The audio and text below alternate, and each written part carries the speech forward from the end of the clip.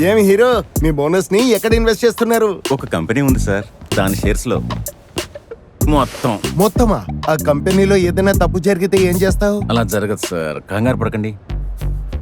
సరే, party plan చేద్దాం. Lights ఏర్పాట్లు వర్మ చేసేస్తాడు సార్. చాయ్ కాఫీ వర్మ కట్లరీ ఇది కూడా వర్మకే.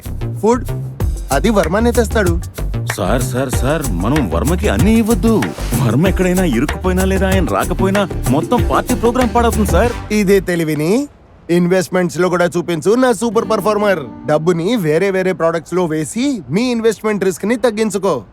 సార్ వేళాకోళం చేస్తున్నారు కదా. అవును, కానీ నువ్వు ఈ కాన్సెప్ట్ ని సీరియస్ గా తీసుకో. వేర్వేరు చోట్ల నీ ఇన్వెస్ట్మెంట్ ని డిస్ట్రిబ్యూట్ చేయి.